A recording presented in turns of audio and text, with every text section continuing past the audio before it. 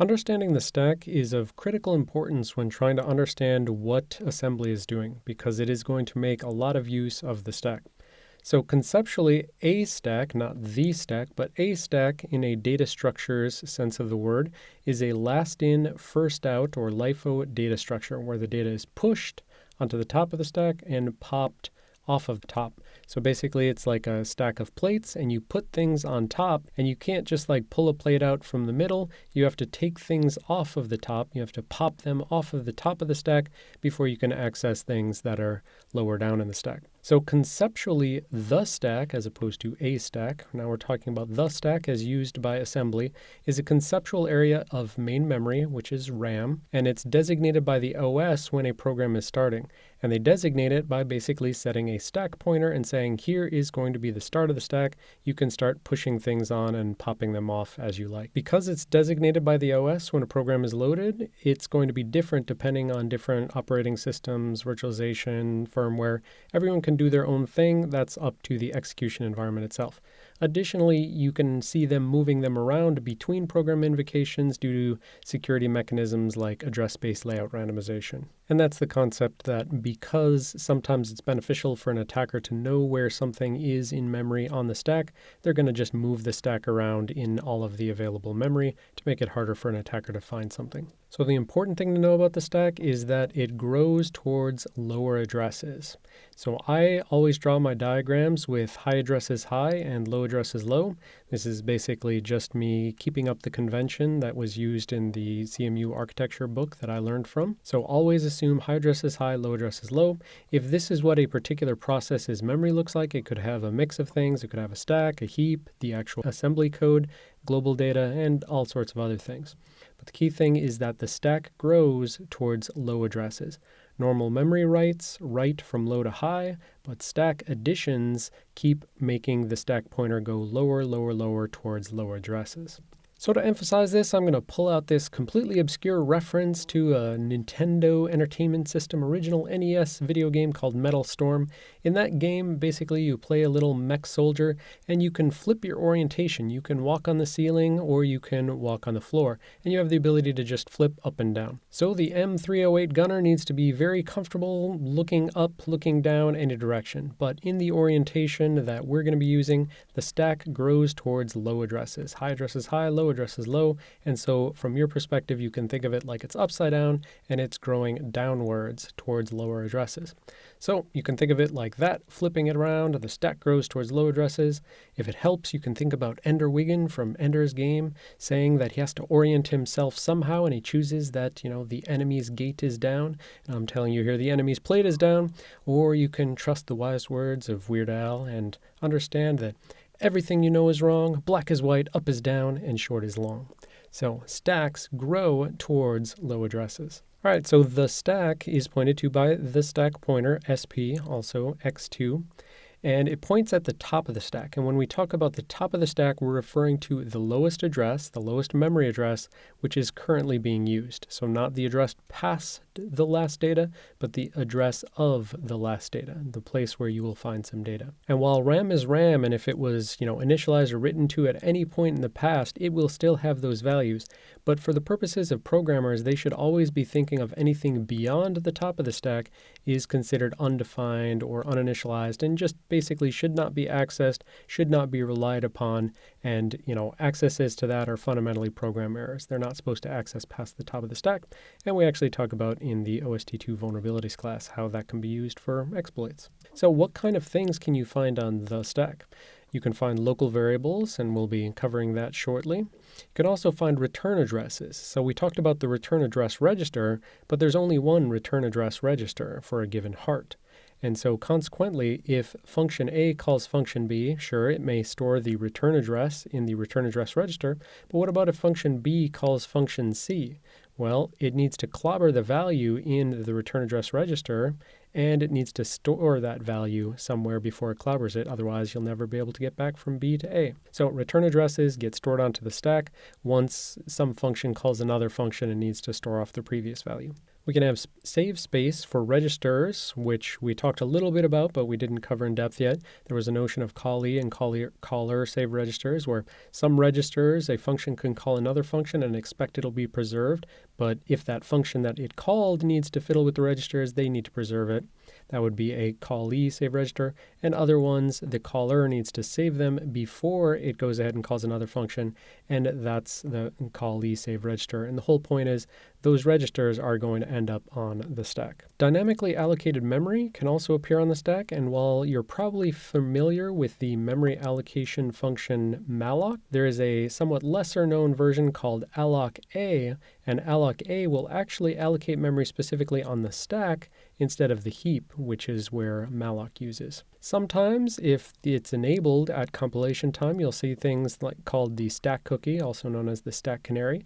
That is a software exploit mitigation. And additionally, you'll see arguments passed on the stack. If you run out of registers and you need to pass too many arguments, they can't all fit in the registers, then they start getting passed in on the stack. Finally, there is a very rare case that compilers try to avoid and is a performance penalty, where if the compiler needs to juggle so many registers that they can't do all of their operations, they need to hold too many values, and the 32 general purpose registers are not enough, then they're going to have to save or spill off some of those registers onto the stack. So these are all various types of things that can show up in the stack. We're not going to hit all of these in this class, but certainly local variables, return addresses, callee saved registers. Maybe I'll add an alloc-A example later, maybe a stack cookie example later, but arguments passed between functions will explicitly, forcibly try to see that, and so forth. So in general, here is how you should think about what's going on with the stack when you have function calling another function calling another function. So here we have some simple code. Main is calling foo with hard-coded parameter 7. Foo is up here, defined up here, takes in that 7, does multiply by 5, prints out the value, and then takes that value and passes it to bar. Bar is up here, multiplies it times 3, prints out the value, and then returns, and then foo returns from bar back to main, and now you're back in main, prints out the value 7 that was passed, and so forth. So each of these invocations, main calling foo, foo calling bar, these are each going to have a chunk of the stack that is reserved to them, and that's called the stack frame. So when main starts up, main ultimately gets called by someone else. There is some code that just is automatically added to compiled programs, where basically the C execution environment is going to have some start function that calls to main. So someone calls to main. At that point, main gets its own stack frame.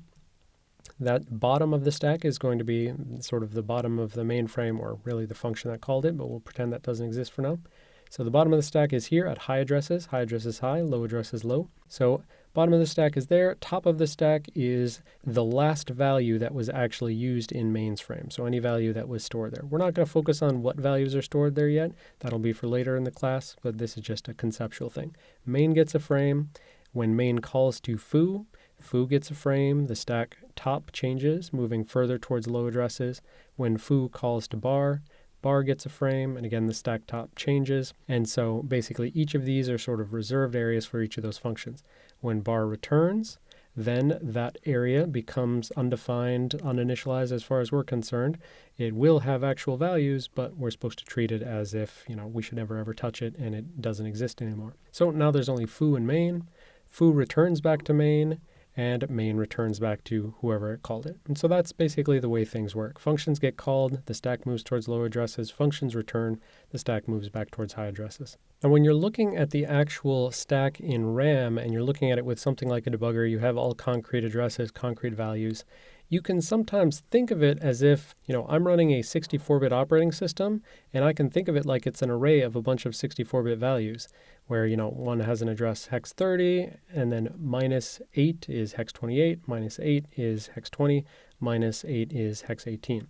So you could think of it like it's 64-bit chunks, because the typical access size is going to be, pointers or longs or longs and things like that that are usually the same granularity as the pointer width. So if pointers are 64 bits, a lot of times you're going to be seeing accesses to 64-bit values, whether they're pointers or just some other scalar type.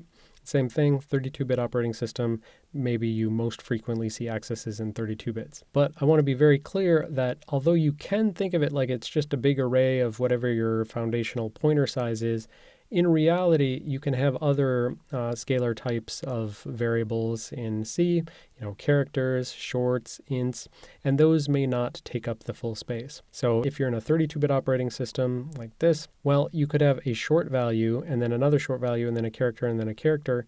And so these are, the short value is 2 bytes.